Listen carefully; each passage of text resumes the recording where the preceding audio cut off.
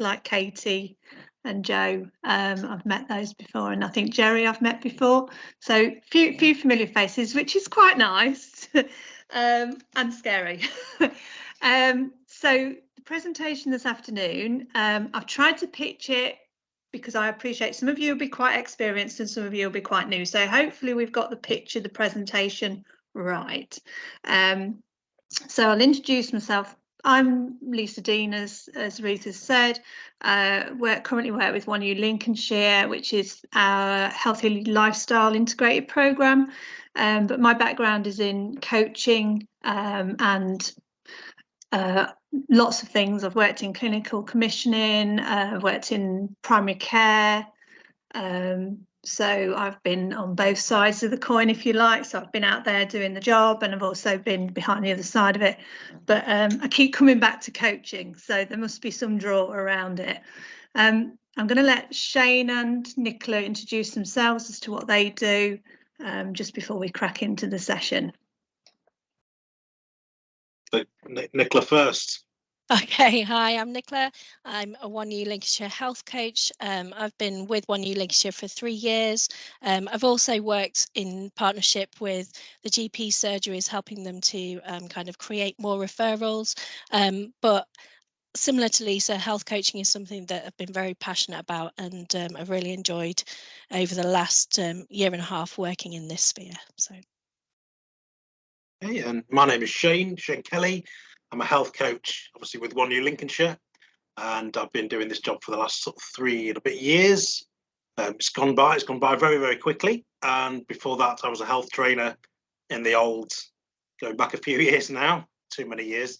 And yeah, I love coaching. I love talking to clients, and I love finding new ways of working with people in a realistic way. So a nice empathic way. So yeah, and more besides.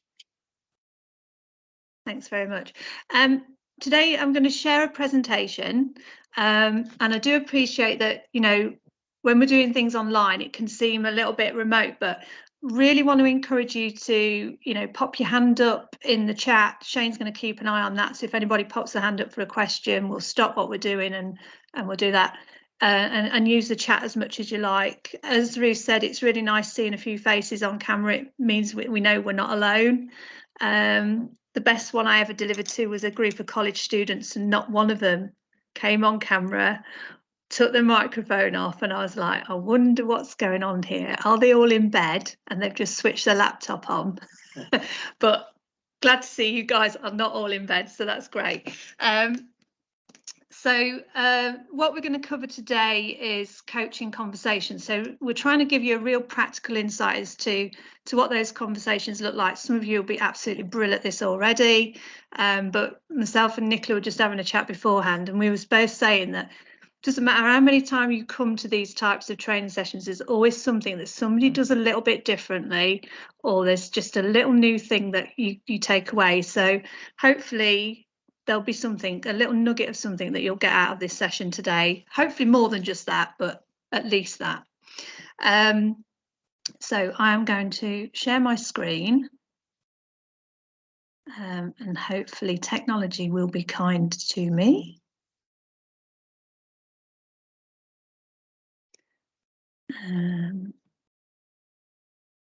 So it's not come on at the beginning, which is great. Don't get scared by the amount of slides. It's not that bad. So we've introduced ourselves, and hopefully we can now get into this session.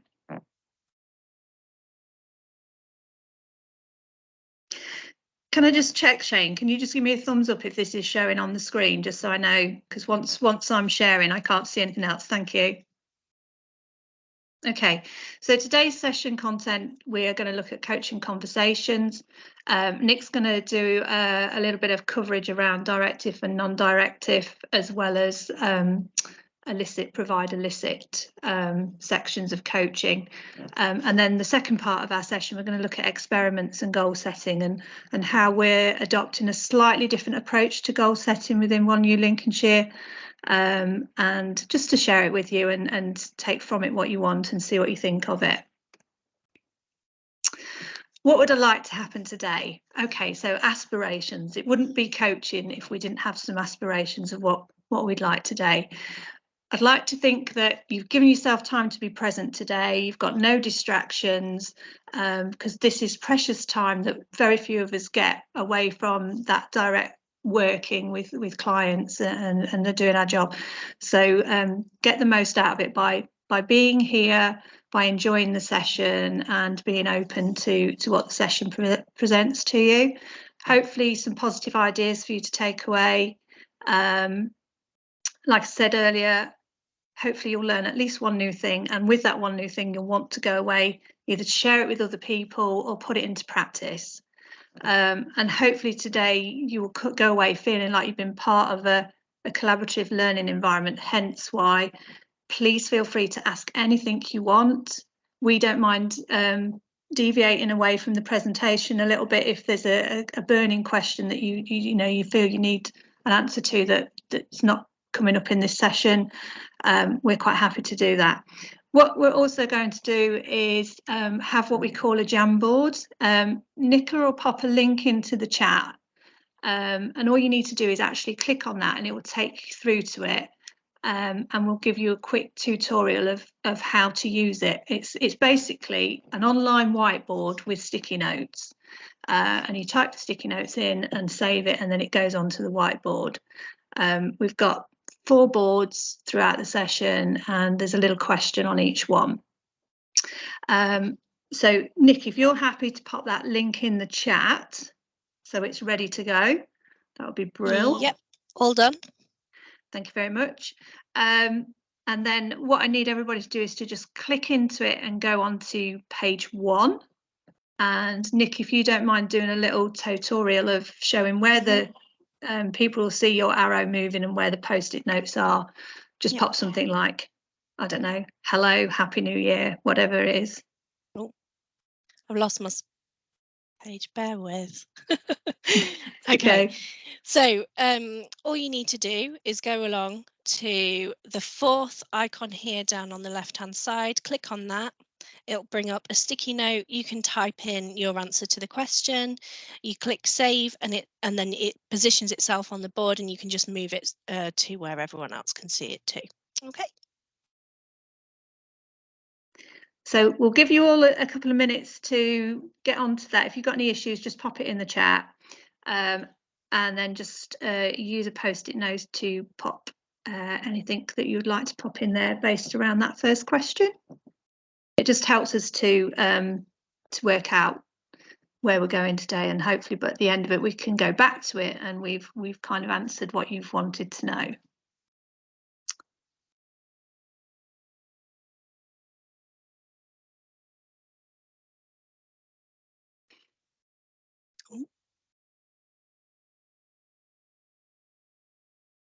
I've got a lot of hellos. Okay.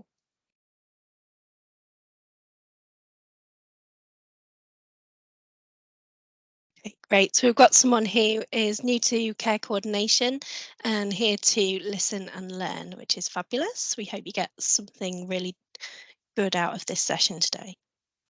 And hello to everyone who said hello. That's great. So I think what's happening is they're all I can up on top of each other. Yeah, so Nick, you'll just need to move them around. Yeah. I'm grateful for hellos, but I'm just creating space.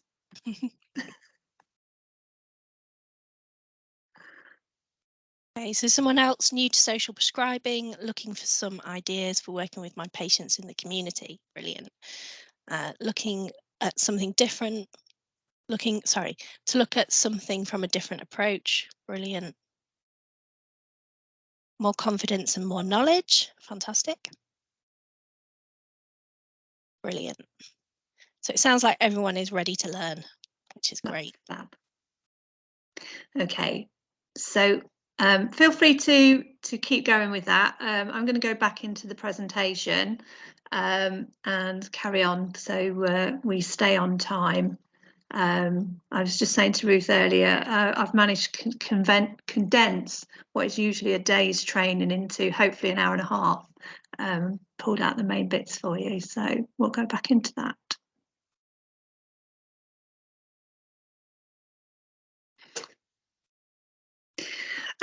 So we're online, and obviously online means as much as possible be present and not distracted by other things, because it's not the same as being in the room, is it? And that human element of contact and engagement. And so hopefully we're all getting used to this now. It looks so good in some ways because we can all do this from home or the office. We don't have to travel. You know, we can sit quite comfortably. We can make our own coffee and tea. But then the downside of it is we do kind of miss that face-to-face human element when it comes to training, and that, you know, having a little chat with your neighbour while the training's going on, saying, oh yeah, that's good, that's great. So that's why if we can use the chat as much as possible, even if sometimes you hear something and you just give us a thumbs up to say, I like that, that is absolutely fine. That's kind of an online nod, if you like. So we'll go with that. So I looked at the attendance list and I saw that the majority of you fitted these 3 roles, which is absolutely wonderful, amazing, because in a previous role a long while back, I went to Rotherham and Sheffield, where they had social prescribing probably about 17, 18 years ago, and it was a real new wonder thing that was going on, and Rotherham were going great guns with it. So to now see it as a role of sort of personalised care is wonderful, and that it's like being funded as a mainstream role, again is a real step forward. And it's nice for somebody like myself who's kind of been in that arena for a long time to see how this has developed. It's took a while, I won't tell fibs, but at least we're getting there, and that level of acknowledgement of these roles is fabulous. And also, when I worked in clinical commissioning, I was part of the self-care team that was putting all this together. So again, I kind of left clinical commissioning when we were just getting at that point in time where we're starting to take people on, or we were getting ready to take people on. So again, it's really nice for me to see that this is now real in the real world.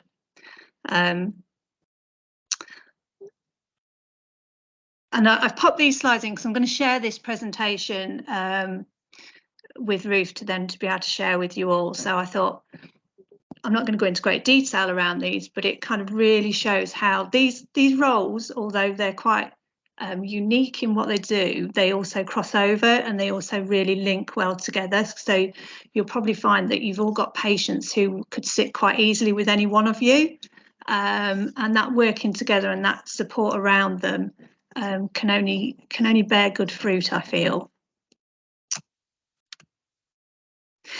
The definition of health. We can all read this statement. This statement has been with me since the day I came into this lifestyle type of work. It's Shane will remember that when we did our City and Guilds training for health trainers, this was kind of printed on nearly every page of our learning. So it must mean something. And what it means to me is at last, this statement actually has some meat to the bones, because the roles that are happening now with health coaching, care coordinators, social prescribers, and the likes around it are showing that we're looking at someone's whole complete health in a quite holistic way. So I'm really pleased that this now means something rather than just being in a training paper that we've looked at lots of times. So what is the reality of what's going on now? These 2 graphics show 2 things. One's from a Public Health England paper quite a while ago now, but it shows actually when we look at what influences health and well-being, what those percentages influences are. And if we look at individual behaviour, it's nearly half of what influences our health and well-being. And then if we look particularly from probably more of a social prescribing look, 20% of that is also around our social environmental factors. and then healthcare, direct healthcare equates to 10, and genetics is 30%. But what's happening is, this is the tradition, isn't it, of what healthcare means to people. I go to the GP surgery, they'll give me something for whatever's going on with me, and I'll walk away and that's fixed me. We're introducing something completely different. We're introducing something that sits alongside that traditional care and that clinical care. And it's not just sort of our colleagues and the environment we work in that are getting used to this new program. It's actually the people we work with as well, in that we're asking them to be involved, to be a partner in helping themselves to be happier, be healthier, be more whole as a person in the life that they want to lead. So we're going to have to take our time, and hopefully that shift next time, in a couple of years' time, if I ever do a presentation again, I'm not using this slide, because that shift has happened much more wholesale than it probably is at the minute. Because I think, I don't know if Nick and Shane will back me up here, but sometimes, Nick, you've worked in a GP surgery, sometimes people are quite surprised at the amount of time we've got to sit and talk to them. They think we're going to give them 10 minutes and...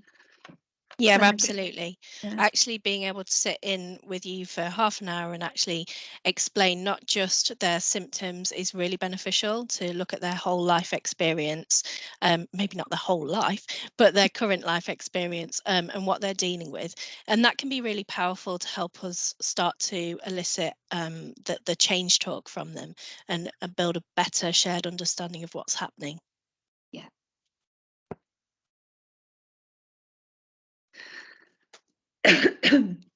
Excuse me. So coaching conversations, what do they do? And I've tried to summarize it as best as I can in these 3 points. And Nick sort of alluded to it just then. It's that the influence it can have towards positive health and well-being outcomes. We've just recently had a university report done on around our service delivery.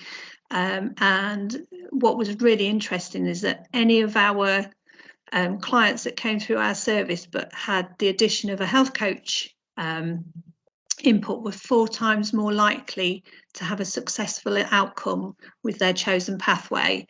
So that could be to drink less, to stop smoking, to be more active, to lose weight. So I think that kind of speaks for itself, the influence of these type of conversations can have on supporting that change. And we're supporting people to make those changes. We're not doing it for them. And hopefully what we do is we support them in a way that makes it sustainable.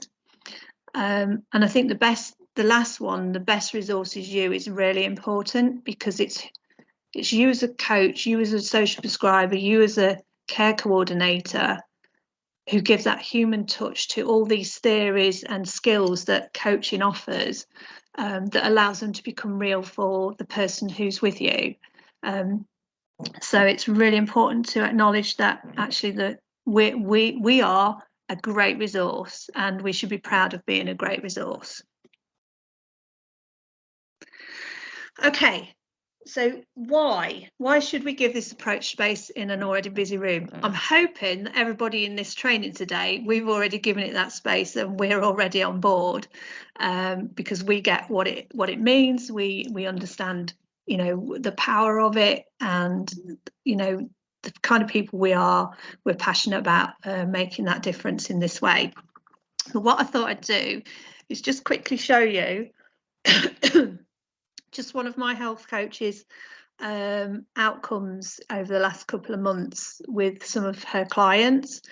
I think the person who's done 648 active minutes obviously wears a fitness or an activity tracker to be that accurate in their their active minutes.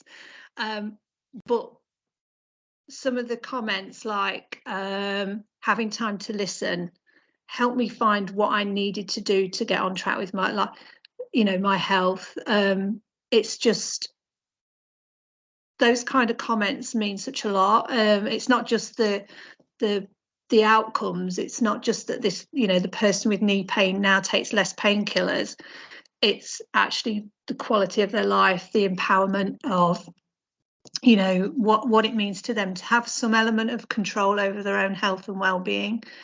The person who suffered with anxiety and some mental health sort of difficulties, they've actually been able to move on and help somebody else as well, which is just amazing. So I'm sure all of you are probably going to start, if you haven't already, is kind of getting this feedback and getting these comments, and it just kind of just gives you that bit of reward, if you like, for knowing what you're doing is useful. It's also great to do this so you can go to the people you work with and your clinicians around you and say, look, this is my impact. And it can be, I always think short and succinct is quite cool when it comes to just giving those little bit nuggets of impact of what your role can do.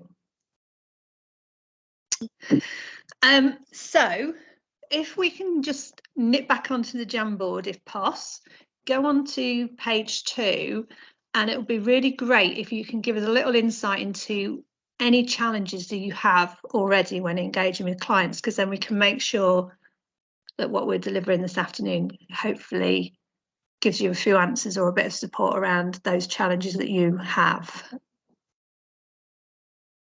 So you just click on the same link in the chat. I'm just going to stop sharing this just for a minute. So I can go into.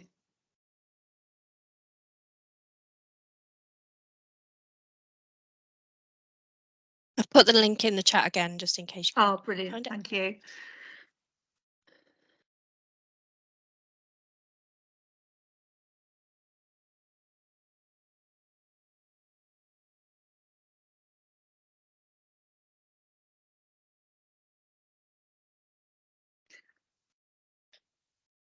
Okay, so we've got some really good ones already. So the level of patient motivation to change ebbs and flows sometimes feels like I one step forward and 2 steps back. When a patient is very negative, trying to bring the positive to things, they often think you were there to solve their problems. Yeah, absolutely. And they're very used to the medical model and not used to self-help. Yeah. Engagement after their initial meeting, unwillingness to make changes, holding on to past events, being negative, probably people being reluctant to engage and trust at first. Yeah. Unwilling to change, put the work in themselves, unrealistic expectations from family. Yeah. Okay. Yeah, they all feel quite common and quite something that we've certainly all seen and felt before and still do. You don't suddenly crack that nut and you're always going to get somebody who kind of brings something new to the table that you've not seen before, but these are all looking kind of what we're all used to. Agree? Yeah, absolutely. Yeah. Okay, so a lot of negativity and reluctance to change, so that's really interesting. We're going to look at that. Yeah.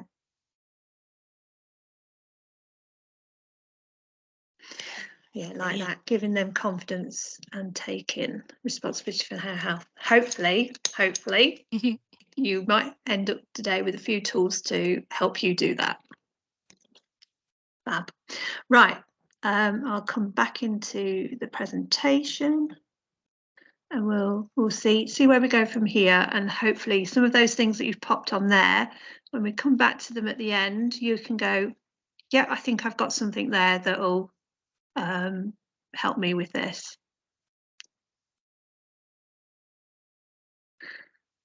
Yeah, that Leslie, that is a good Lincolnshire issue, one that we're all used to, Lincolnshire being the big rural county that it is. The bus, I mean, there's a bus from where I live that goes to Lincoln once a week. One bus. You can you get don't there, get but that can't one, get you've back. missed your chance. So yes, yeah, totally get that comment.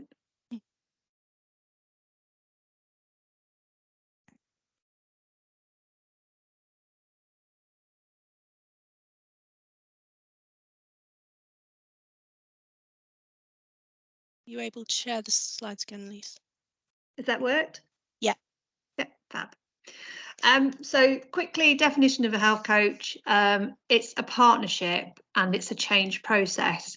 And I think the word partnership is really important. And some of you have already alluded to is that expectation of what you will do for them.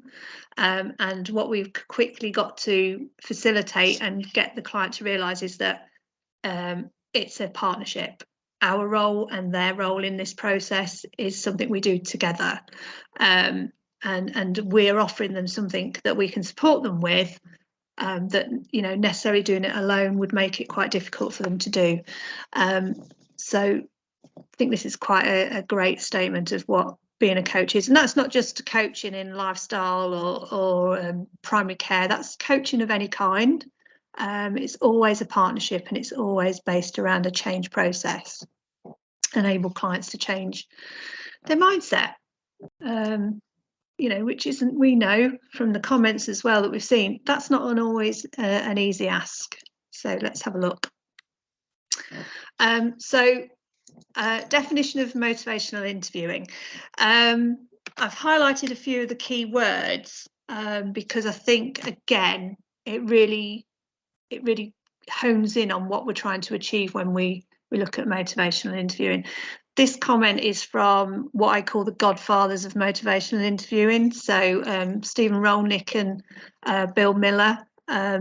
If you get a chance to watch any sort of YouTube or read anything of theirs, they're amazing. And it's just really nice to hear it from, really, I would say, the people who kind of got this ball rolling and got it looked at in a way that was different to how it had probably been used before.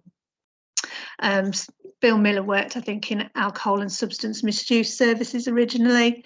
So obviously this motivational interviewing was a big change process in what they were doing and how they were delivering services to people. So I'm going to move on here. The spirit of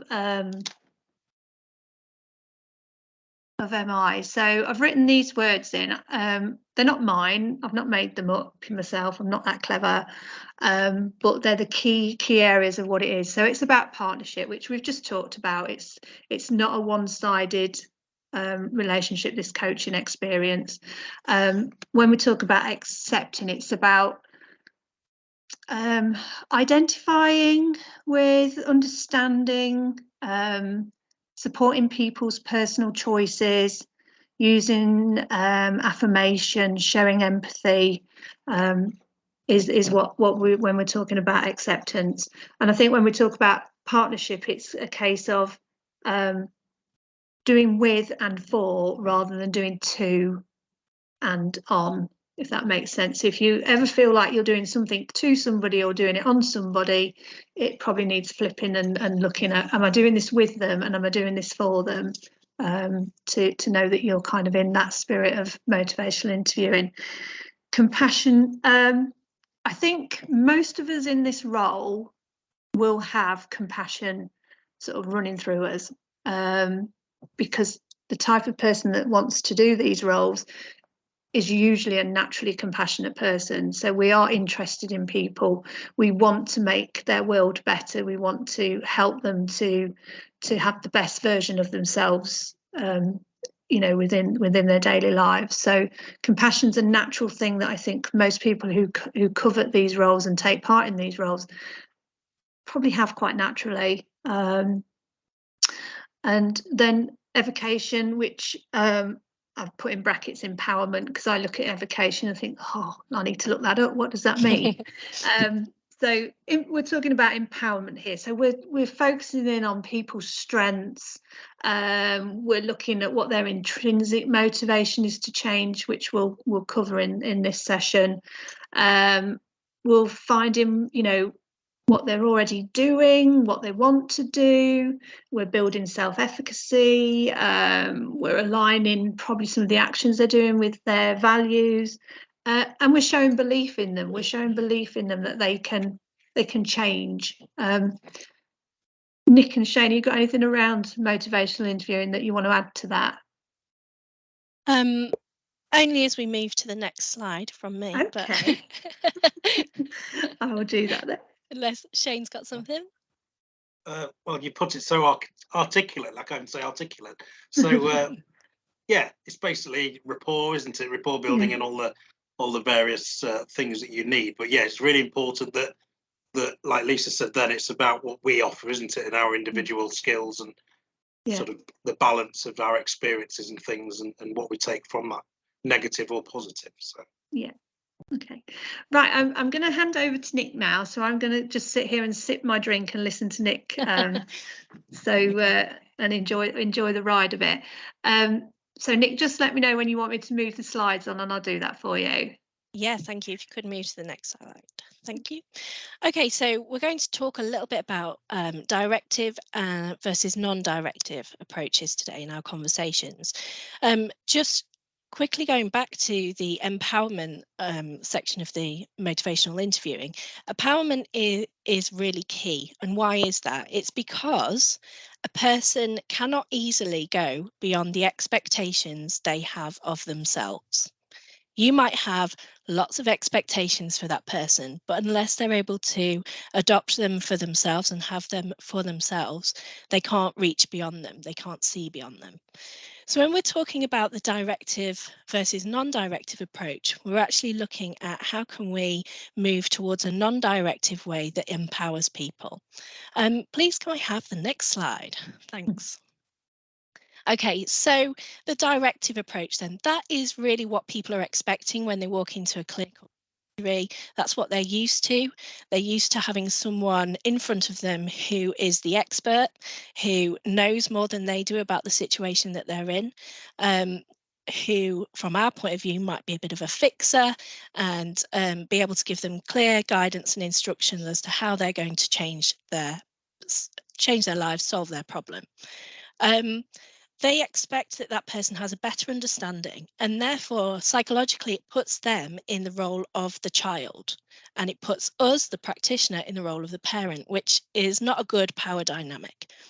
It does often feel like the health intervention is being done to them rather than alongside them, and it comes from push energy. It's really us putting all our energy behind them to move them forward. And that energy kind of asks very little from the individual. It asks them simply to follow our instructions, our guidance, and our understanding. And by doing this, it removes a lot of power from the individual, which then leaves them feeling more dependent on us for that help and guidance. And it leaves them feeling more dependent on the external. When a person feels more dependent on the external, it means that their motivation comes from the extrinsic. So that's the extrinsic motivation. And it also comes from our agenda rather than theirs, which really only goes so far in terms of motivating them long term and helping them to maintain and sustain behaviour change. So it's not to say that the directive approach is wrong, it's just that it has its limitations. When we're working with clients, we really want to start steering them more towards the non-directive approach. This means that the intervention is done alongside the individual with a shared understanding, and it allows the individual to be firmly in the adult role. So you're talking to them adult to adult. By doing that, you increase that person's agency and autonomy, which helps them to increase their self-awareness and therefore their responsibility, their ability to be responsible to respond to what is happening to them. It empowers them to find their own solution. So you're not there to fix things for them, but you're there to help draw out from them what they believe might start helping them to work with this situation in their lives. It puts them back in the driving seat. And for you, by working in a non-directive approach, you're listening more. So you're gaining more understanding about what's going on in this person's life, what's happening with them, what's important to them, what matters to them. By understanding that, you can start to pull out more intrinsic motivation. What is their why? Why does this matter? What is the benefits? And once you understand their why, it's easier for you to be able to help them set goals. So it's really important that the goals come from them so that they're measuring their own success. It also means that by setting their own goals, they're also building trust and belief in themselves. Again, you're building on that empowerment. And it should be a positive shared experience. Sorry, I always get coffee when I start talking. So it should really help you to walk in their shoes. Now, like I said, it doesn't mean that the directive approach is wrong or the non-directive approach is always right. But what we want to is really move along that scale. So if we could go to the next slide, we're going to just talk a little bit about the elicit, provide, elicit, or ask, offer, ask. Can I ask you to just pop in the chat what you understand by the word elicit?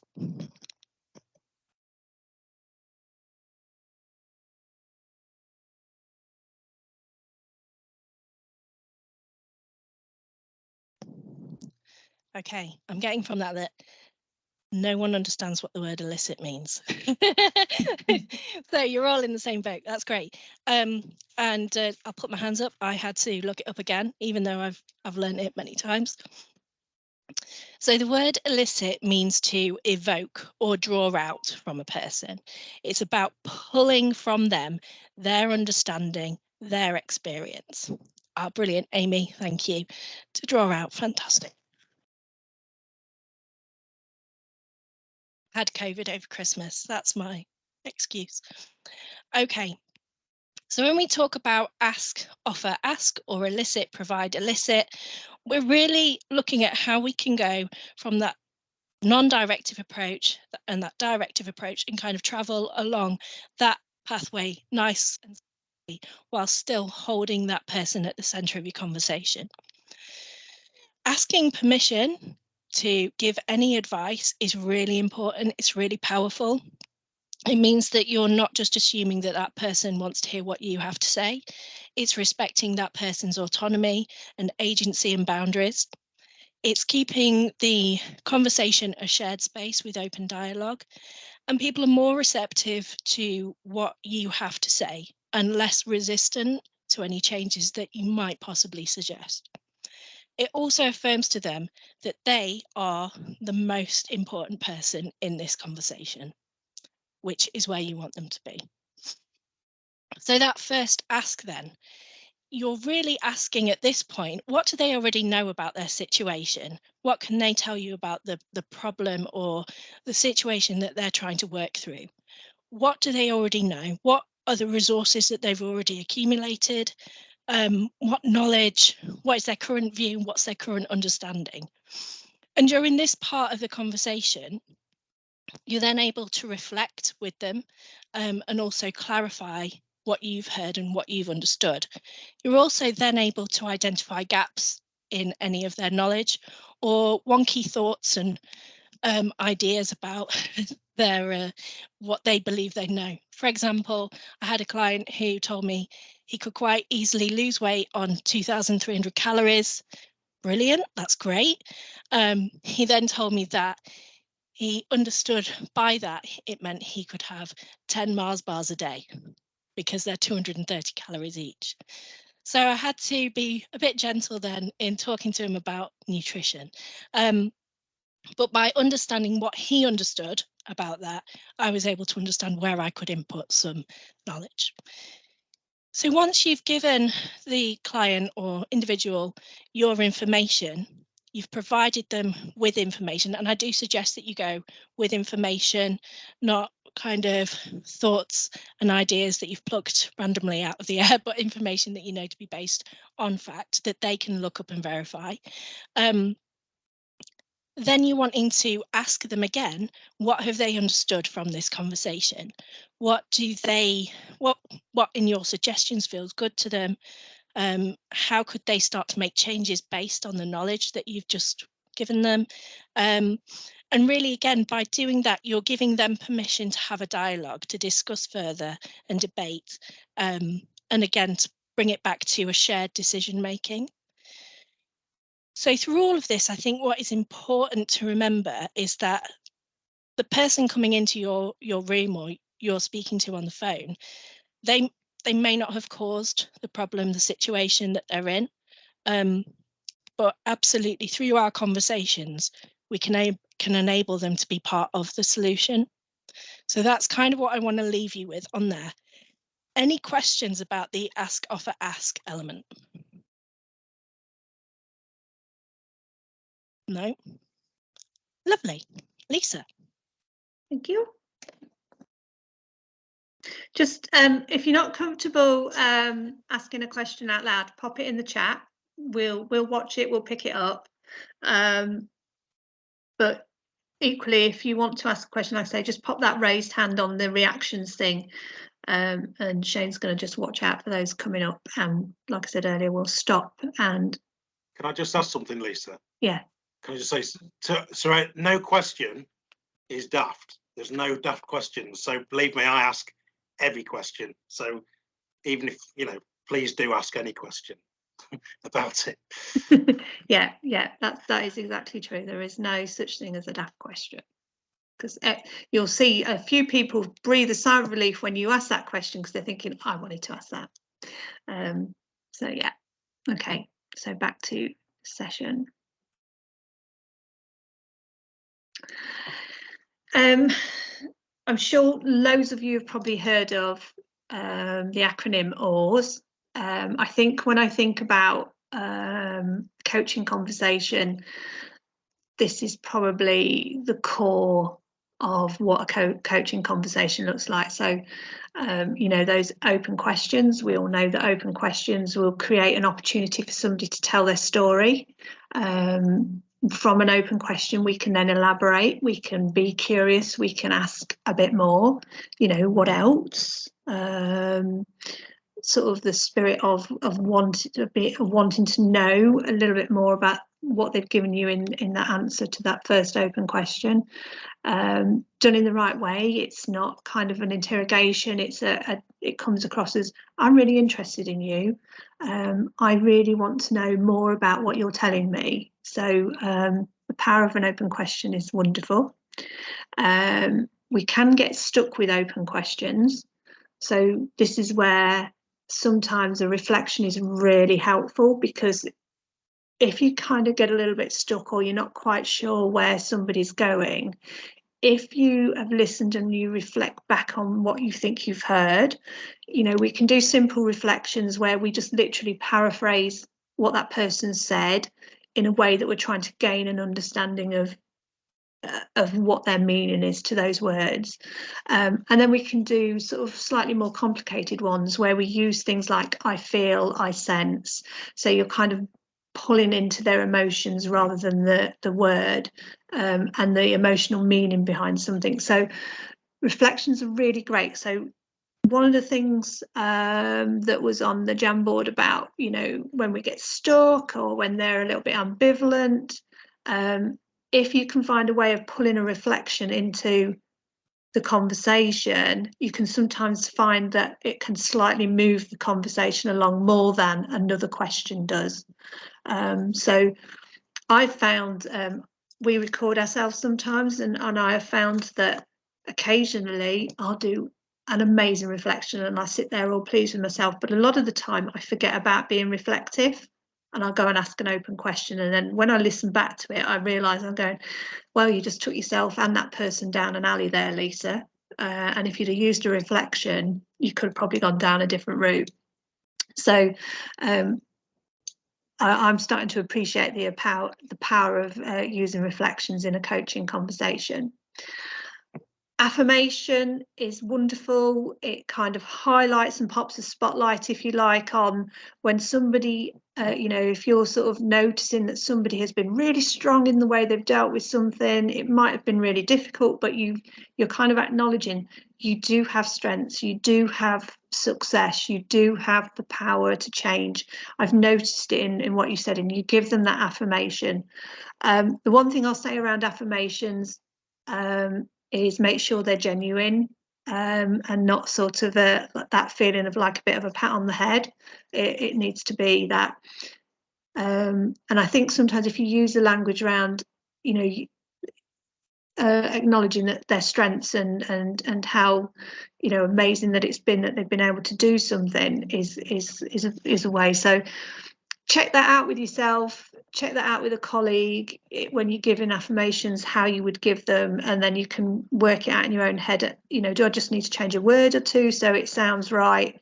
But again, really strong way of getting people to see, actually, because you'll get some people who will say to you, I've never been successful at anything, I've always failed at everything, and they've got this big wall up in front of them. But I think if you can bring in an affirmation in, like I say, that shines a light on something that they have done well, that have showed resilience, have showed strength, they'll go, oh yeah, and it might change their thinking processes around how they feel and view themselves. So another strong part of ours.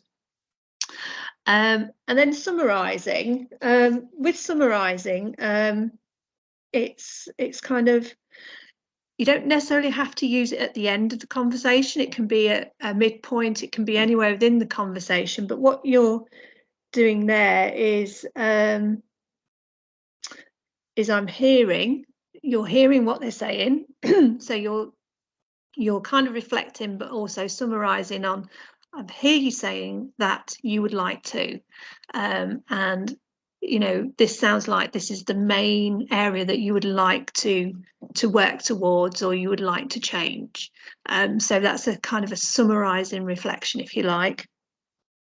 And it can also help you when it comes to summarising, is to bring the conversation to a positive ending, if you like, where you go over the key elements of the conversation you've just had with that person, and they leave you as well with the 2-3 main things that they've got from that conversation, so they can go away thinking about the same areas of change.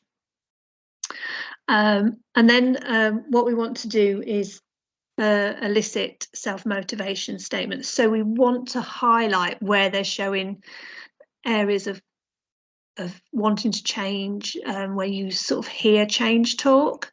We have things like in coaching where we talk about change talk and we talk about sustained talk, and there's a few key words in each sentence that will help you recognize that when it's change talk, when it's sustained talk. If you hear change talk, go with it, and kind of really kind of start driving the bus towards more of that change talk. If you get sustained talk and you hear it, then you know you might need to bring reflection in, to then sort of move it along back into change talk. It's quite a skill, I won't tell fibs around this, to kind of start to identify when you hear them, because it's really subtle sometimes. It's just can be a couple of words. So something like when somebody says I can, I could, we're talking change talk there. And then obviously the opposite of it is I can't do that, you know, is a sustained talk. I don't want to do that is a definite sustained talk. So it's about hearing those subtle words within the conversations that start to you pick up on to move them into an area of where they're becoming much more empowered and self-motivated to do those things. And it just shows you're hearing them. So moving on from that, what is reflective listening? A huge part of coaching is actually listening. We want the client to be the one that does the majority of the talking. We want them to be the ones who do the majority of the decision making, with just sort of us walking alongside them, if you like, to support them to make those decisions. As a coach, we should always be curious. We should always be curious about what's going on, and wanting to know more and showing genuine interest. I think somebody popped in the chat earlier about putting yourself in the client's shoes, because I think it helps if you can, you know, walking alongside them and understand them, it can help you to feel and see where they're wanting to go. We've talked about giving reflections on what you hear, what you see, what you feel, that might be going on. If we listen accurately as well, it can slow the process down. So I've been coached or mentored by some really great coaches, like top drawer coaches, and they're absolutely amazing. And they it's hard to explain. If any of you have experienced it, it's when somebody really slows the conversation down, you suddenly feel like you are being really heard, and they are really curious, and they are really explaining, listening and hearing and reflecting back to you what they're hearing. So that the way they do it is, what they're saying to you is, I want to understand you better. I want to know what it is that you want, what you really want, not what you've come in here, probably what other people want for you, or what you feel that you want us to hear. And it's a really nice, positive experience. And it's one that a lot of people aren't used to. A lot of people are not used to being heard and being listened to. And so they had come with no expectations of that is going to happen. Also, it involves what I call taking a small risk. And sometimes when you reflect back, it might be that you get it wrong or you've misunderstood, but it doesn't matter, because what it shows is that you're trying to understand. And if you got it wrong, you'll both learn from it and understand each other better. So it's not like a big whopper of getting it wrong. It's just probably a subtle, I've kind of just misunderstood how you said that and what you're meaning and wanting from that. So yeah, I put that little quote in: quality of your attention determines the quality of my thinking. And I think that's a really strong statement, in that if we're fully present for our clients, and if we're fully with them and hearing them, they will meet us halfway, because they will start putting more effort into what they're saying and doing. Because sometimes, I mean, I'm sure all of you experience when you get a client who just comes along and says, I need to lose weight, or I need to do this, just tell me what to do. Yeah, I can do that. And they kind of, you've not got them. Or they'll say, yeah, tried that before, don't want to do that, tried that, don't want to do that. And so this process hopefully starts to stop that from happening, or get the person to identify that this is going to be different, this is going to feel different. I've popped this slide in. I'm not going to go through it now, but I thought it would be really useful for you to have post this, because it's got some sort of little quotes, if you like, of how to say sort of affirmations, how to maybe use reflections. So I'm not going to go through that now, but I've just popped it in there for you to have for later. Okay, key skill of coaching is empathy. A little bit different to sympathy, quite a lot different to sympathy. As this quote says, it's from Brené Brown. I don't know if any of you have heard of Brené Brown or watched any of her TED Talks or anything like that. She's quite entertaining. I think she's a Canadian, and I mustn't get that wrong, because I know Canadians don't like being called American. So she said here, there's no right or wrong way to do it. It's simply listening, holding the space, withholding judgment, emotionally connecting, and communicating that incredibly healing message of you're not alone. And that to me is a perfect little quote about what empathy is. Nick, have you got the link to be able to share? Do I need to stop sharing?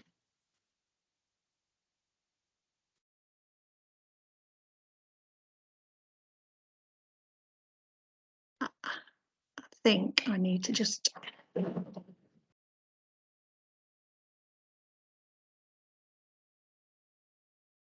Can you see that?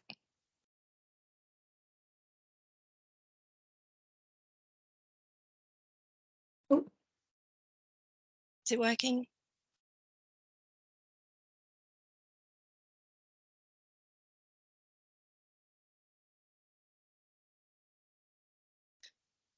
Try again.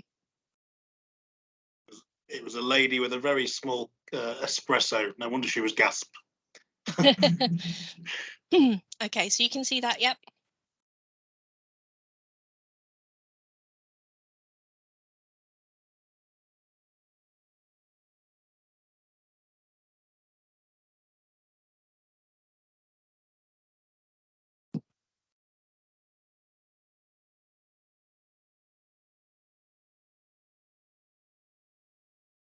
Sorry, everyone, that's an ad.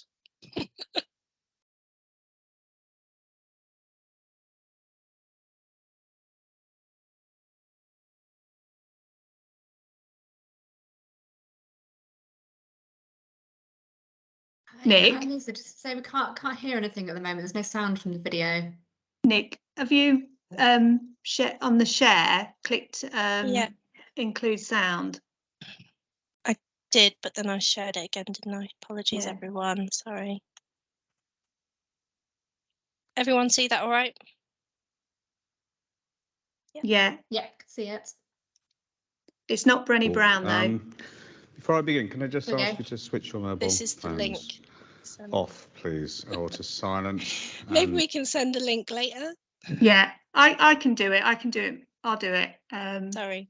Don't worry. It was just if I couldn't do it, I was relying on you. Okay. So. I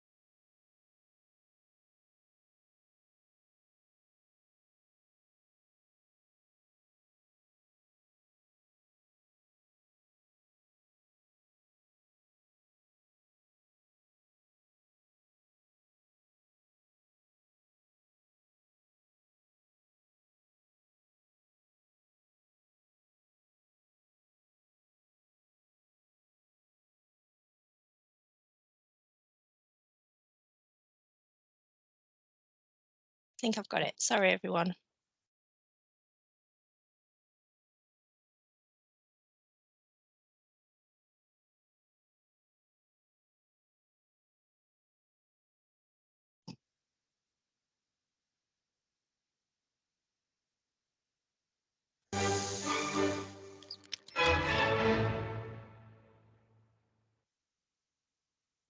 So what is empathy, and why is it very different than sympathy? Empathy fuels connection. Sympathy drives disconnection. Empathy, it's very interesting. Teresa Wiseman is a nursing scholar who studied professions, very diverse professions where empathy is relevant, and came up with 4 qualities of empathy. Perspective taking, the ability to take the perspective of another person or recognize their perspective as their truth. Staying out of judgment, not easy when you enjoy it as much as most of us do. Recognizing emotion in other people and then communicating that.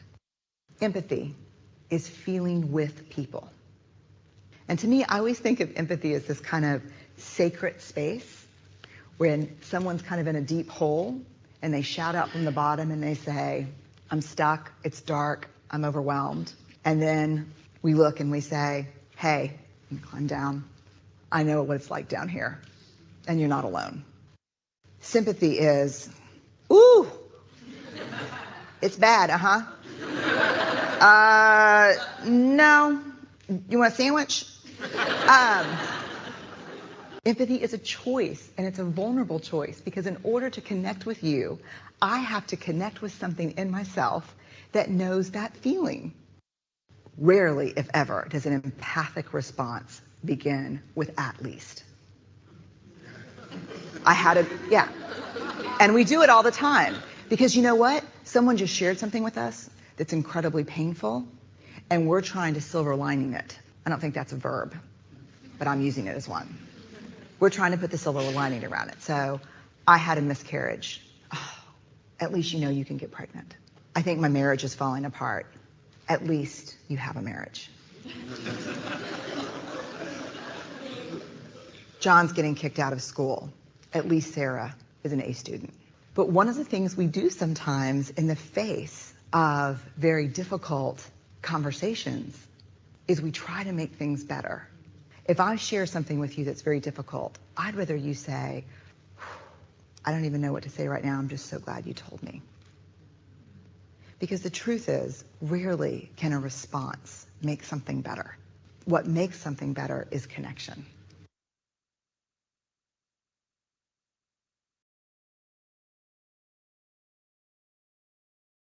Thanks, Nick. Technically gifted is obviously not what we're up there on our CV. Glad it wasn't me doing it.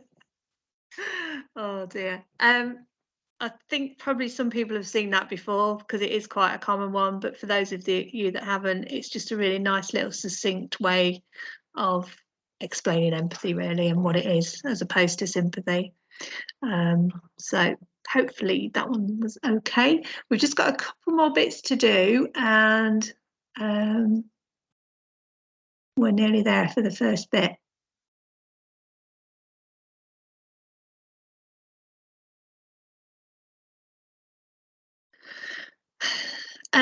So four elements of empathy is see their world, appreciate them as human beings without judgment, understand feelings and communicate that understanding.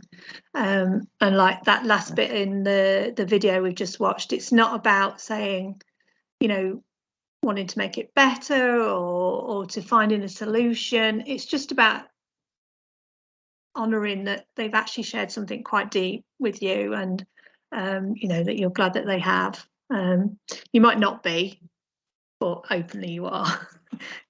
Because we do have some things shared with us sometimes that kind of just blow our minds a little bit. But it's that natural element of empathy and showing it and appreciating that they've been brave enough or comfortable enough to share some quite difficult things.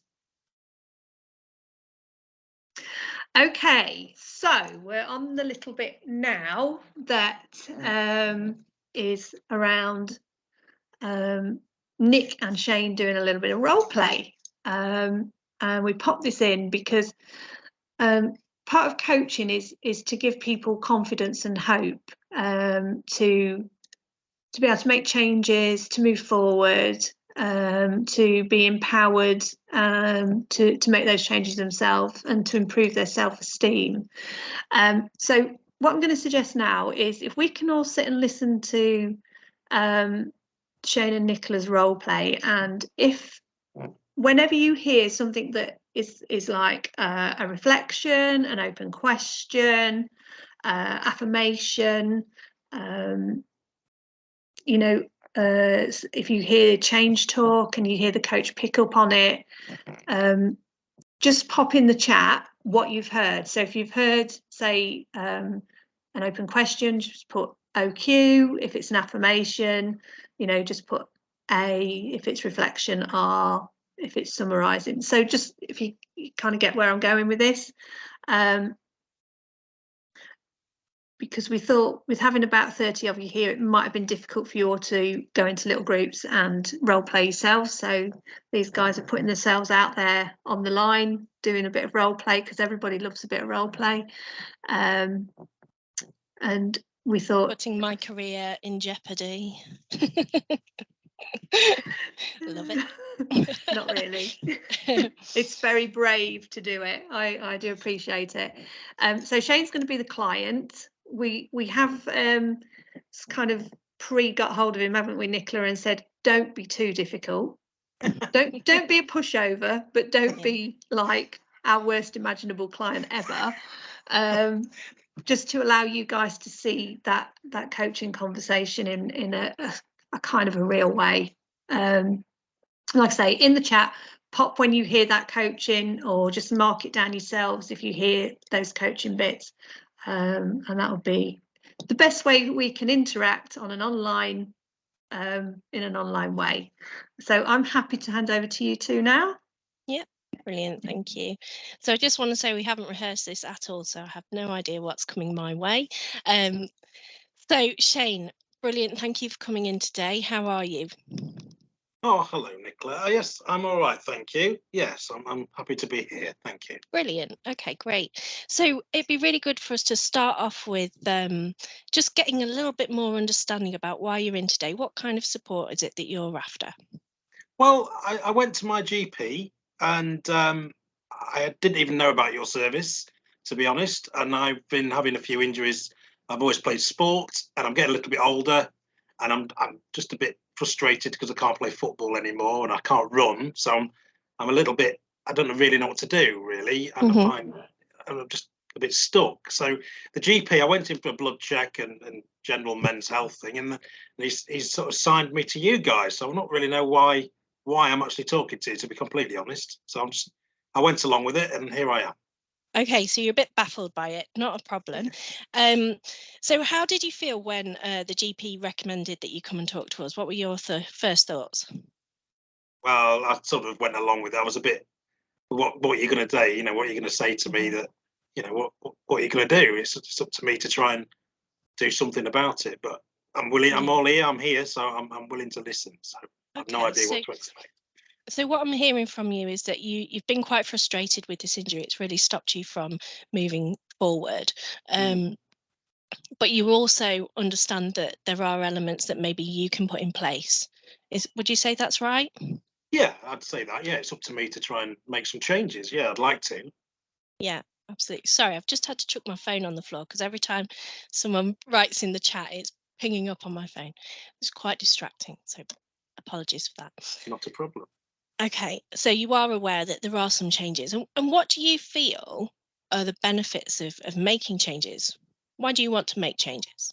Well, I'm a little bit overweight. I've got middle-age spread, and I've stopped drinking, and I don't smoke. So I've never really smoked, and I've never smoked, and I've never really drunk excessively. So that bit I'm quite okay with. I think it's the sedentary, you know, slowing down, not being so active, and eating the wrong food at night. Really, after tea, I'll go in the kitchen. I think I mean to have a couple of biscuits, but I'll end up having probably 5 or 6. So that's always a bit of an issue. Snacking is a bit of an issue. Yeah. Okay. Yeah. So you're snacking later at night, but you're aware also that you lead quite a sedentary lifestyle. Yeah, my job it means sitting down a lot in front of a computer a lot. So. Okay. So what do you know in terms of kind of starting to be a little bit more active? What have you already looked into? To be honest, I haven't. I went to the GP and I was just, I don't really know. I'm a little bit frustrated because I've always played football. So it's always been sort of quite contact sport. So I don't know what I can do, and I don't like fishing, and I don't like golf because to me they're quite boring. So cricket, no. Yeah. Okay. So you haven't previously thought about any other forms of activity that you do like. Is there anything that you do maybe in your everyday life that you feel you could do more of? So maybe increasing some of that natural activity. Well, I walk the dog. I've got a dog, but maybe that could be brisky, a bit more brisky. I don't know. I don't think brisky is a word. I think I could be more brisk with the walking. The dog isn't old, so it's not like I could possibly go for a walk on my own at the week. Certainly the weekends, or I've got more time, I could probably go on a longer walk. Okay. So would you mind if I maybe offer a few suggestions? No, I'm all here. This is why I think I was referred. Yeah, so it sounds like you've got a really good understanding of what comes naturally to you, what you do enjoy in terms of physical activity, which is brilliant. It's always good to have that awareness in the back of our minds when we're starting to make changes. It's great as well that you've identified that, you know, during your every day, you're actually walking the dog, and you could, like you say, you could make that a little bit brisker. That's fantastic. Yeah. So how would you measure that? That walking faster, for example. Do you mean sort of like a pedometer or something like that, or yeah, Fitbit maybe. Do you mean like that? It's up to you. I'm just thinking. I could suppose I used to have a pedometer on my old phone. I just forgot when I got a new phone. I forgot to download Yeah. Yeah, I suppose I could get a pedometer on there and try and measure my steps every day. Okay. I don't So that's great. think I could do 10,000 steps every day, but I could probably, I could have a look at that. Absolutely. And, what we're wanting to do is look at how you can start, something today or tomorrow that's going to start increasing your activity levels. We're not expecting you to necessarily be doing 10,000 steps. It's all about building it up in a natural way that's giving you a good habit, a good base to start with, and maybe slowly kind of increasing that gradually. How would you feel about doing something like that? Well, it's walking. Sometimes I can find walking a bit boring because I do the same route with the dog every day. But I suppose if I could bring the dog back and do the walk and maybe go somewhere else and jump in the car, and if I've got time and go walk in another village or something like that, or just mix it up a little bit so it's not boring, I suppose I can maybe do an extra 10 minutes a day or something, maybe. Or That's brilliant. I love what you've done there. You've identified the problem straight away, in that actually at the moment it feels a little bit boring for you to be doing that every day, and straight away you've gone into, okay, what else can I do? And that's fantastic in terms of, when you start to make changes in your life, really look at, okay, well, what is possible? What are the options? So that's really good. So you could bring the dog back and then maybe look at going somewhere else. Is there anything you need to do before you do that in order to help make that easier for you?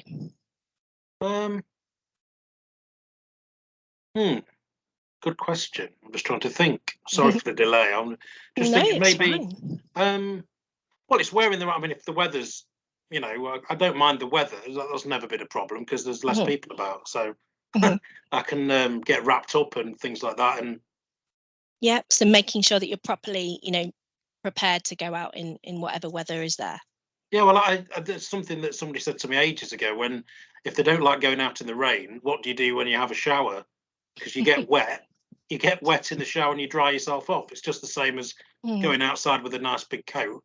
You can take it off and get dry when you get home. So it's so that's always been all right. That doesn't bother me, the weather. So yeah. Yeah. What about maybe how are you going to identify where you can go for these walks? Well, luckily I know the area where I live, so we've been here a while. So I genuinely know all the walks that are at present. I've been quite with the dog, when at weekends I've gone on the different routes with the dog, but when I've been at work and it's been dark at night, I just tend to stick to the well lit bit of the village. So I do know they're out there, and there's some lovely areas where I live. So that's something to think about, definitely. Yeah, brilliant. Sorry. Right. Yeah. I'm going to say thank you very much. Okay, I know we haven't got to the end of it, but we haven't got a full 30-minute consultation. Oh, what a shame. So thanks so much, you two, for doing that for me. That's really great. I appreciate that all of you are thinking, well, he was easy. And so that was the idea, is to just show you the conversation of how it goes. What I'll say now, has anybody got a killer statement that you get from a client that you would like us to maybe try and give you some ideas of how you can work with that statement that they give you, that sort of like makes you go, I don't know what to do with that. So we will take a challenge on as well. We won't just do Shane, who came not knowing what he wanted, but was quite easily cajoled into planning and supporting this challenge. But thanks, Nick, that was brilliant. And Shane, thank you.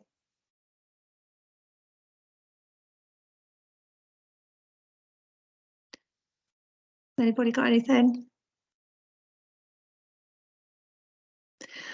I mean, I'm just thinking we could. Yeah. Oh, sorry. I'm thinking we could go back to the Jamboard and just have a look at some of those suggestions. Yeah, let's do that. Do you want me to share? Yeah, let's have a look, see if we can help out with any of those. Okay, so biggest challenges. So their ability to want to change. Any ideas on that, Lisa? So when I think about their ability to want to change, I think about, I don't know if any of you have heard about the COMBI model, where we look at, let me get this right, motivation, opportunity, capability. So in capability, we're kind of popping ability in there.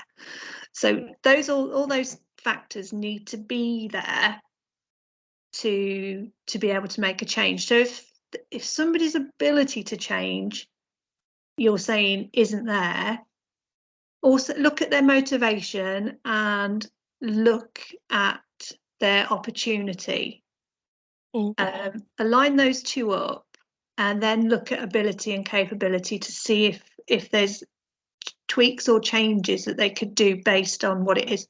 So say somebody wants to I don't know, start going swimming as part of an activity, but we're saying that we're not sure that they've got the capability to do that. Do we need to check in whether it's the opportunity that is an issue? You know, is there a swimming pool nearby? Is there transport? Is it the real practical elements of what that is?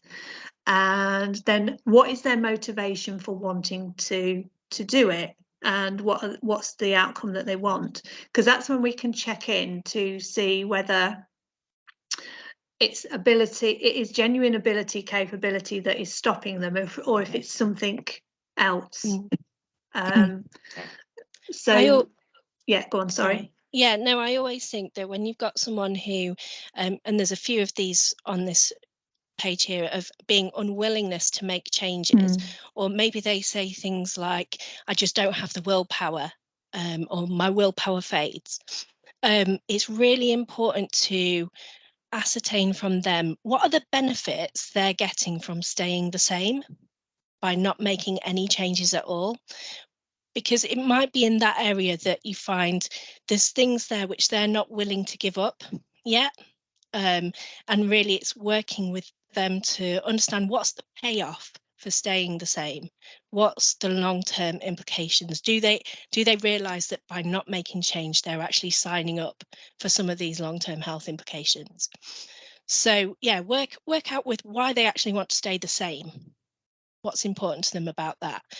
What need is being met by them staying the same? Are there other ways of meeting that need that are healthier? Yeah. Jane? Yeah, sorry. Yeah, totally agree with that. I just wanted to say as well with clients, even if I was a little bit easy in that role play, so I forgive me for that. Sometimes you get the clients that are like me in that first session, maybe not really realizing it flows quite well. But as I go away from that first session, the second session can be a lot harder, because then the barriers start to come, because then they're thinking about not wanting to disappoint the health coach, or not wanting to disappoint the person they work, and then it's that dependency. They're only doing it not to annoy the health coach while they've got those sessions. That's something I find a lot as well with clients, is that, oh, I'm doing it for you, and I'm thinking you've got to obviously reframe that as in, no, you're doing it for you. So that's often a barrier that comes up with my clients. Yeah. Dawn's popped in the chat that she gets, I'm lonely but I don't want to go out to groups. Now I know we've all had this. And any tips on that one?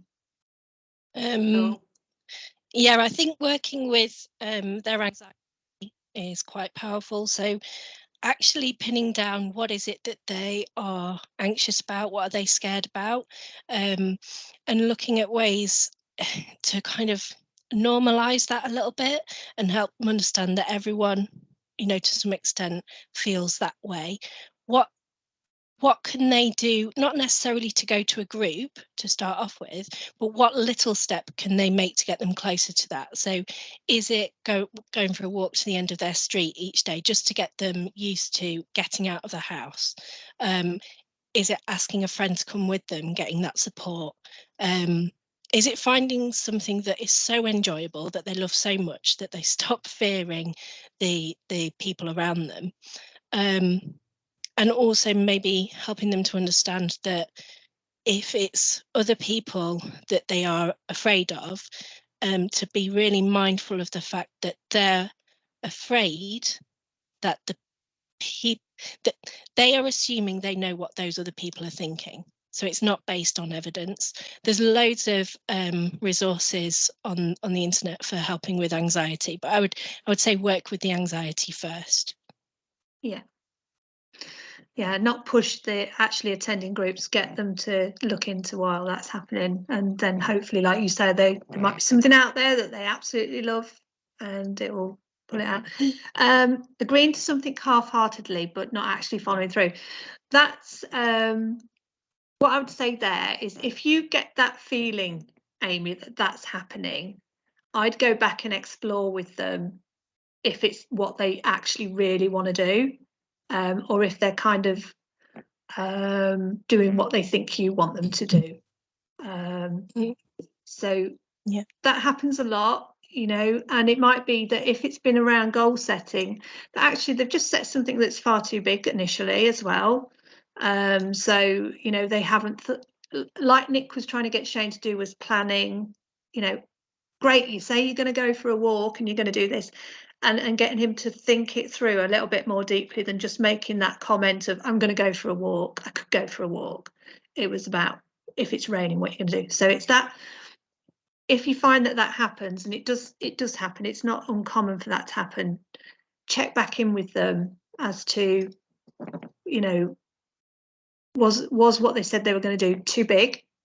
Was it thought through? Was it planned? Was it realistic? So that's kind of smart goal setting.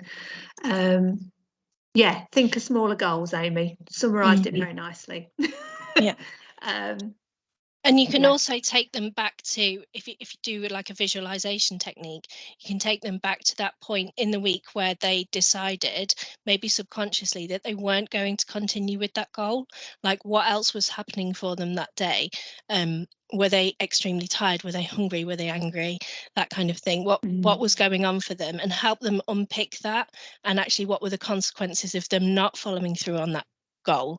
Did that feel good to them in the end, or do they know that it would have felt better if they'd maybe thought, okay, today I'll give it a miss, but tomorrow I'll try again, that kind of thing. Yeah, definitely. Some of the barriers are before, aren't they? They happen before. So right, what we're going to do now, we're going to I think we're coming up to just a little bit of a break. Have I shared? Yes. Yeah, cool. Yeah, so I think I like this analogy, is as long as we are driving the car, the person is not learning how to drive. And that is so true, isn't it? As long as they're in an environment where people are doing for them and, you know, taking them on the journey, they're not finding that journey for themselves. They're not learning the routes and the ups and downs of that journey. So as coaches, we need to make sure that we're the ones in the passenger seat and they're the guys are in the driving seat to move forward. I'm just going to whiz through these. These are going to be on the presentation, and some of the barriers that you've discussed, we have found these tools quite useful. So sometimes if you really get stuck with a client in the conversational, having a tangible resource can help maybe move it on. So we've popped in the readiness to change ruler, and we've put some conversation pieces around what you might hear the person say. So you don't actually always have to ask them for a score. You can hear it in the conversation as to know roughly where they are in that change process. And Nick will tell you that if you do get that, or if you do use this as a scorecard, actually it's a great way of going, so what stops you from being, you know, say they score themselves as a 2, it could be around what stops you from being a 4. What is it that you put yourself at a 3 that, you know, what could we do that would get you to maybe a 4 or a 5? What is it that stopped you from giving yourself a 1 or a 0? You know, so you kind of like, even though 3 is a low score, you explore the positives of why did they not put themselves right down at the bottom.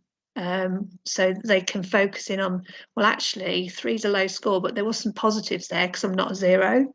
And if we want to get them along, it's kind of then getting them to look into planning that. This is another one that you can use as well when it comes to, if people, you know, you get people with you, I say particularly probably social prescribers as well, who have so much going on, who have so many things going on. And we call this agenda or topic mapping, and where they will kind of write everything down that they've got going on, and then they pop a circle round it, and they make the circle bigger as to which one feels the biggest to them at that point in time, or the most important. And it can help them visualize and see what is it that they actually need to address first, what is the most important thing. So it kind of clears their mind and unscrambles, you know, I've got this going on, I've got that going on, what do I want to prioritize? So this is a really great practical resource for doing that. And then the good old advantages and disadvantages of change. This isn't just a coaching resource. This is something that's used in lots of ways across lots of, you know, within work projects as well as that. I've forgotten which order this goes in, so I might be wrong where I tell you this, but what we usually do, and correct me if either of you, Nick or Shane, know this, we usually start with the disadvantages of making changes and go to the left and then go down and across. So we start with disadvantages of making change, which might sound a bit strange, but then we go across to the advantages. So we put all the barriers up first, and then we move into actually what's the good stuff about changing. And then we go back to the disadvantages of not changing. And then we go to the advantages of not changing. So I think that's the order it goes in. Am I right? I will check it out before I send it out. But I've just temporarily forgotten which order it goes in.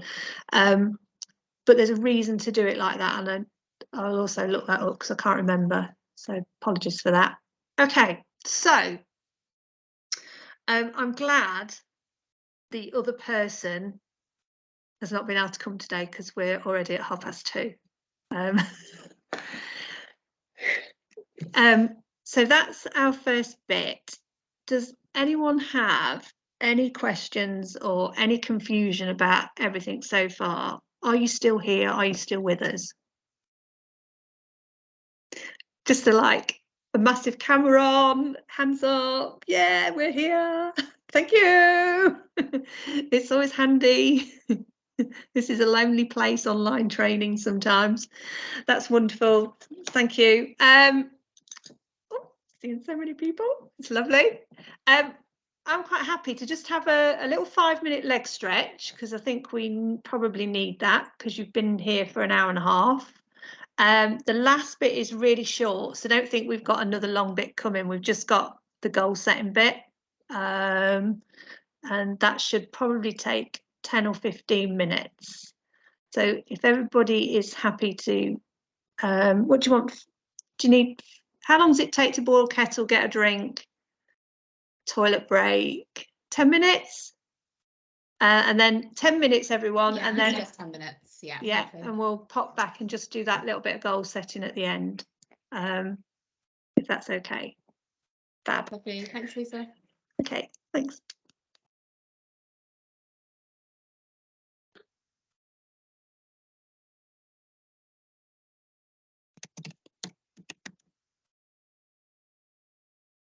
You there, Lisa? Yeah, we'll go off this and we'll come No back in. worries. No Okay, worries. I'll see you in a minute.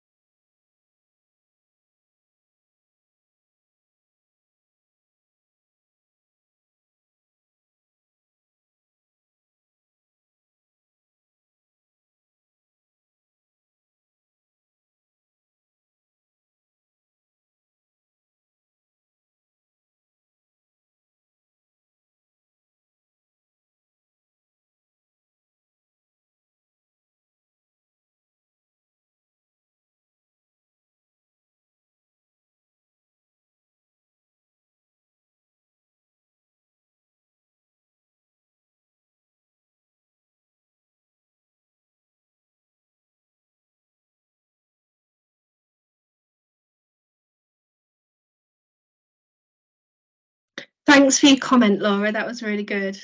I'm really pleased that you're finding it useful today. Yeah, I am. Thank you. It's brilliant. I mean, I've done some training on motivational interviewing before, but it doesn't hurt to keep revisiting it and coming up with like the overcoming the barriers bit of it was just like, oh, this is like gold dust stuff. Oh, good. Write it all down and remember every minute. It's brilliant. Thank you. No, you're welcome. If I could just say, I think the best thing about these roles is it doesn't matter.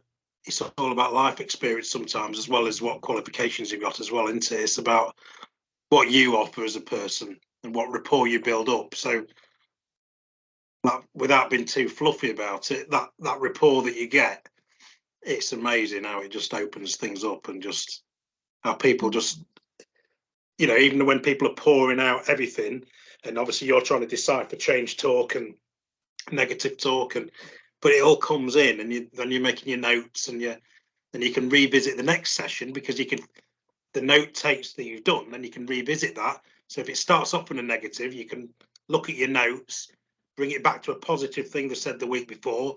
How have they got on with that? Have they explored that? There is right and wrong answers, I suppose, because no client is the same generally, but you'll get some of the stories that are very similar. That happens a lot, but the people are so different, and that's what I love about this job, because it's just, you don't know, it's like amazing. You don't know what you're going to get. I have two ladies at the minute, and it is really spooky because they are literally parallel of each other, the same as each other. Everything they've got going on, their age, their kind of, grandmas, and it's like I have to really kind of zone into which one I'm talking to, because I get lost in which one it is. But that's really quite unusual to have two at the same time. They actually live, I've worked out from the addresses, they probably live about half a mile away from each other as well. I kind of want to ask them if they're related. I won't.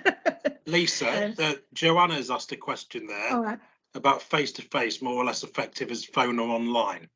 That's a great question. It is a really good question. Can I answer? Yes, so I do some face-to-face sessions as well as lots of phone sessions. It's really tricky because it depends on the individual. For some people, they really appreciate having you sit there in front of them and that actual physical presence. However, there is a psychological term called transference. I don't know whether you've heard of that. And that's when the individual kind of puts on top of your personality, the personality of the person that they would ideally like to speak to. And sometimes that can be really helpful because they transfer lots of trust and positive qualities to you. Sometimes it can be unhelpful where they transfer lots of negative qualities to you. So you have to be aware of that. But it really is on an individual basis. And it's also what you feel most comfortable with as well. I think if you're feeling really comfortable in that environment of face-to-face, you're going to be giving better coaching than if, and vice versa, if you prefer online. What have you found, Joanna? I'm mute. Yeah. I deal with a lot of more mature clients, and the face-to-face is definitely what they prefer. Yeah, for some people it's really more accessible, isn't it, for them?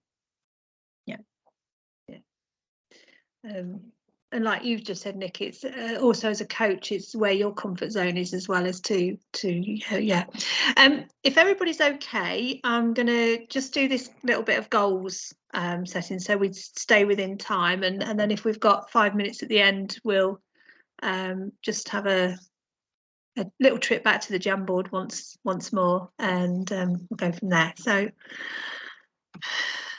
get yourselves all comfy, ready to take off again into the world of coaching. So this next section, obviously part of the coaching role is around goal setting and change.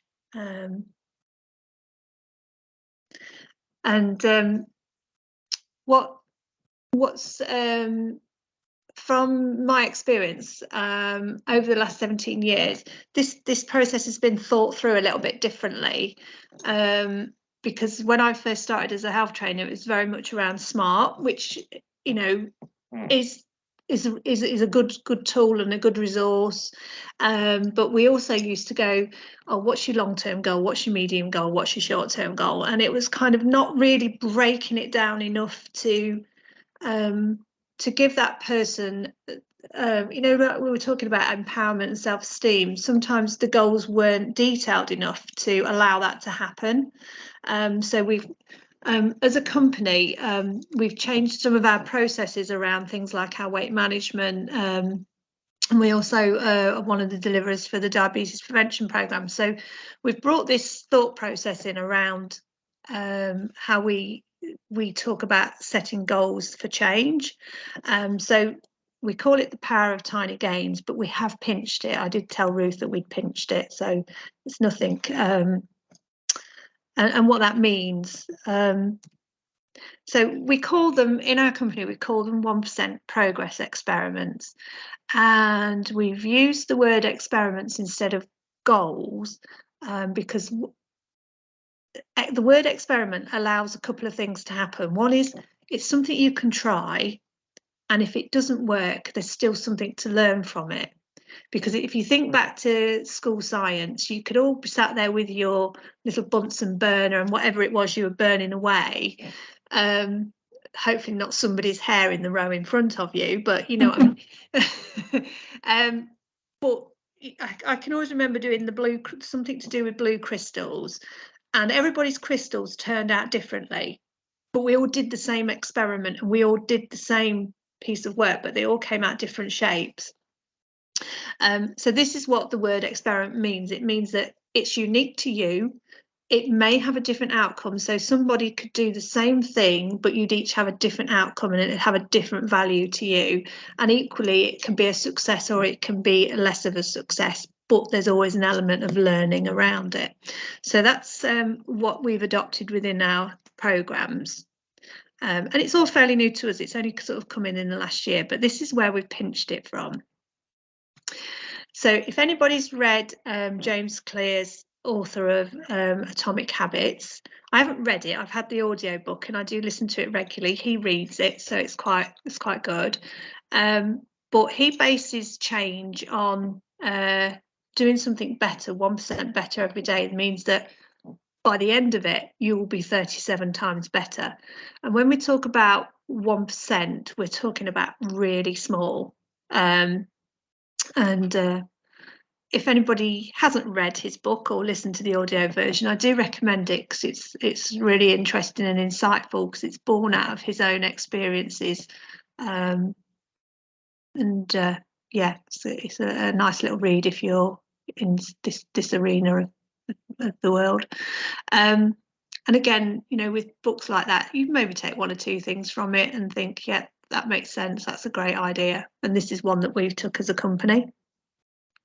So if you're with one of your clients or patients and you want to kind of go down this route, especially if they're really struggling with making a change, deciding on a goal, get them to kind of talk in this terminology of a really small experiment, so hence the 1%, and kind of guide them to it's something that's small, something that's really easy to do, but it's also something that feels good to do. So it shouldn't feel like a chore. It shouldn't be something that they don't really want to do, but they feel they ought to do.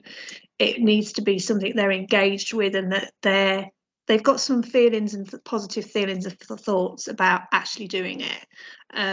So that's the exploration part of it and setting it up with the client. Obviously, our programme is lifestyle. So I've kind of given you a few versions of what a 1% experiment can look like here.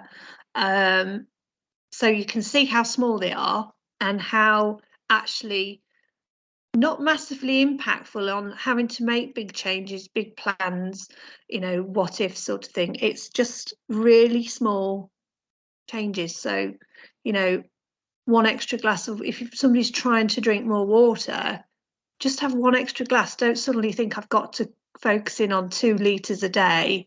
Just bring that one glass in. And then, you know, if they want to be more active, doesn't have to be that in that first week they've got to reach their 150-minute activity target, 1 10-minute walk.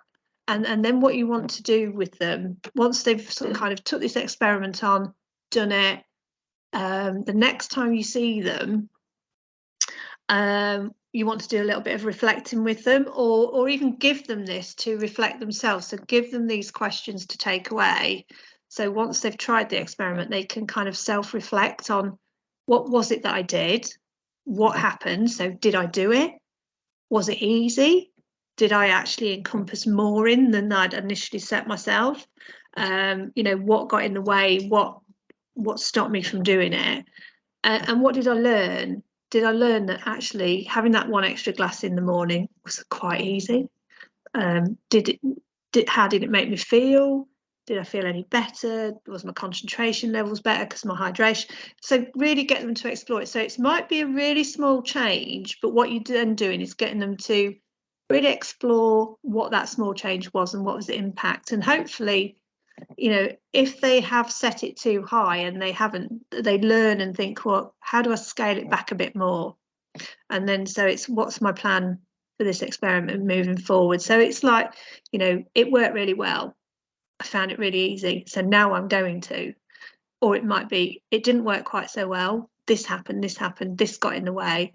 So I'm now going to look at those things maybe not getting in the way or changing when I do something. It's just exploring really gently change, without a big, what I call a I don't know, you know, like children's reward charts. Sometimes they're a bit huge, aren't they? And then sometimes we get it right and we just expect them to do a really small thing, and that amount of joy that happens when that small thing is achieved is quite succinct.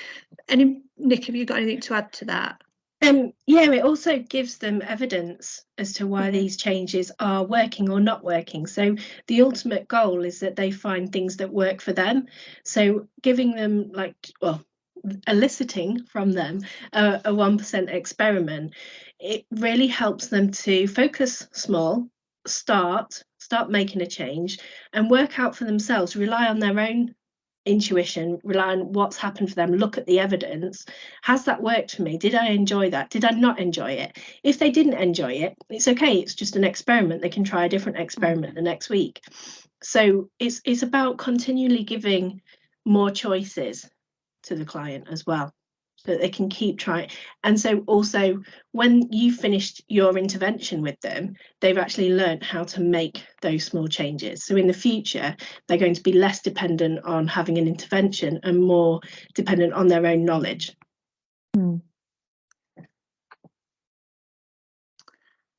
So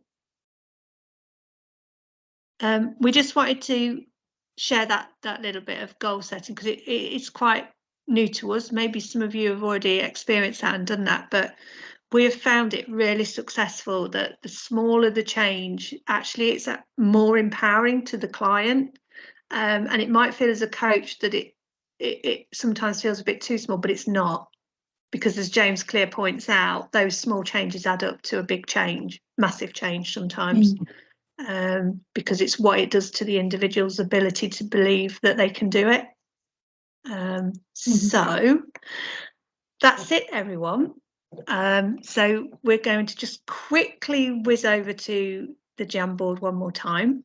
And there's just a couple of questions on there that if you can just pop some post-its on there. Has anybody got any questions they'd like to kind of ask out loud before we go to the Jamboard, or are you quite happy to just pop onto that?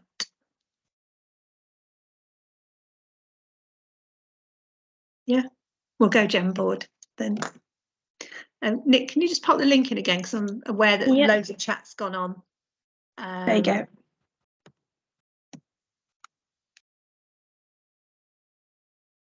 So it should be page 3. So it'd be great if you can pop in the page 3, anything that you feel that you've taken away from today. That would be lovely. And then just quickly over to page 4. If there's any more information or resources you feel you need, just pop them on there as well.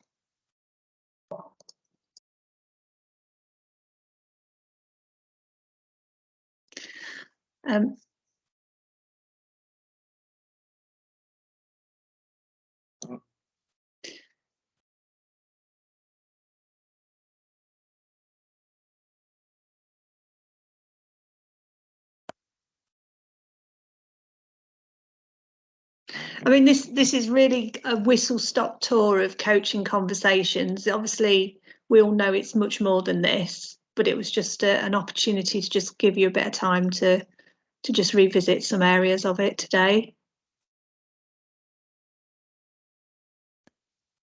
Can I just say something, Lisa? Is that all Yeah. right?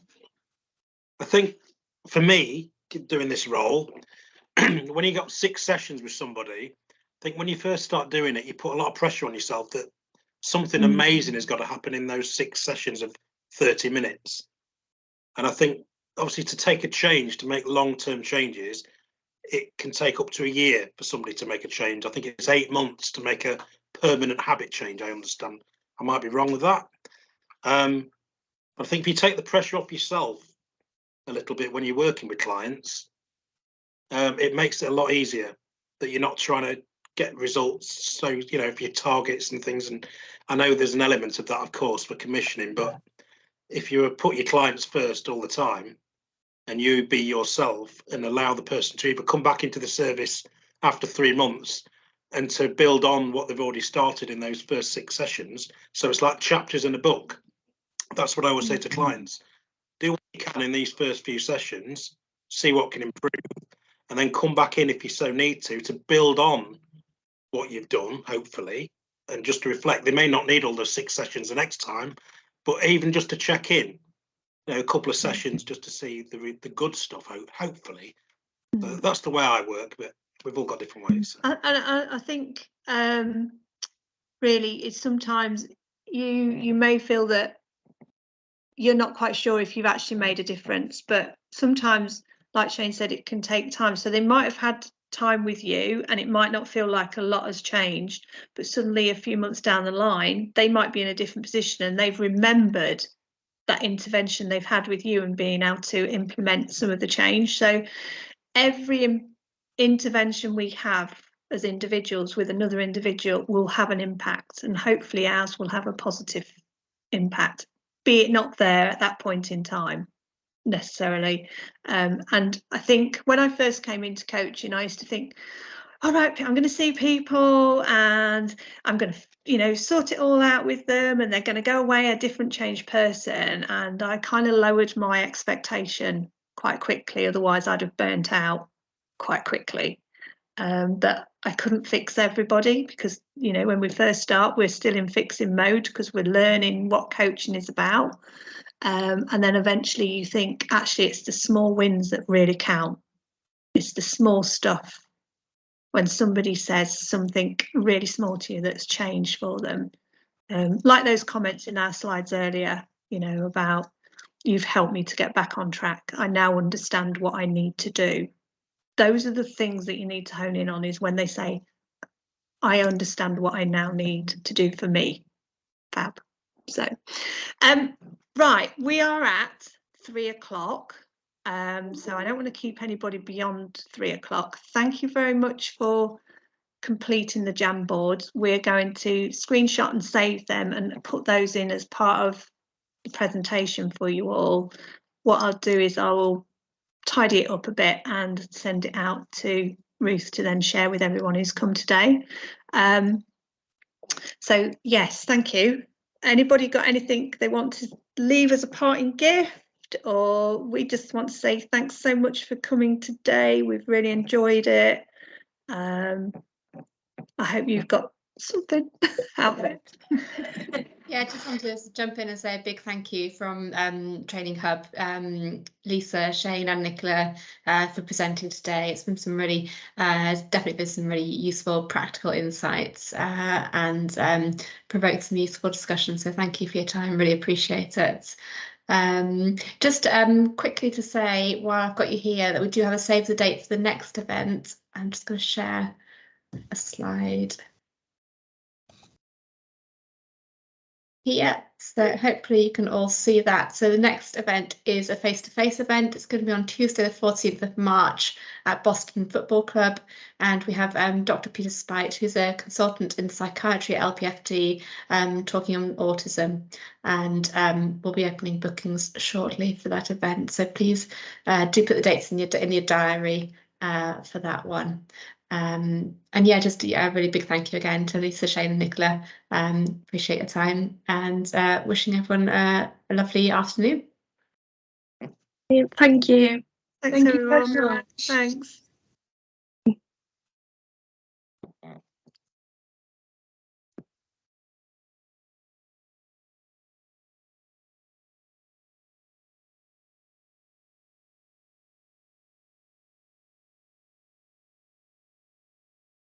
Hi, Leslie. We we did have TPC training I thought together. it was you, you know. Yeah. I You're right. didn't want to say, but Yeah. yeah. How are you? I'm well. I'm well. Oh, great. Yeah. Great. Good. Are you? Yeah. Yeah. Yeah. You've done really good. Oh, bless you. Thank you. Take care. All right. Take care now. You too. Bye. Thanks. Right. Bye. Bye. Bye.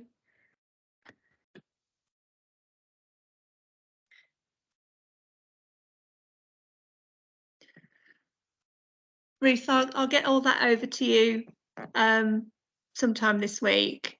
Perfect. Hopefully that was okay. It was lovely. I was just waiting for us. You've got a few couple of people remaining. No, just wanted to say a big thank you. That was full of really practical tips, and from the feedback, it sounded like it went down extremely well. So thank you very much for your time, and yeah, look forward to working with you again in the future. All right, lovely. Thanks. Enjoy Thanks the a rest lot. of the afternoon. Thank you. Bye. See you. Bye-bye. Bye.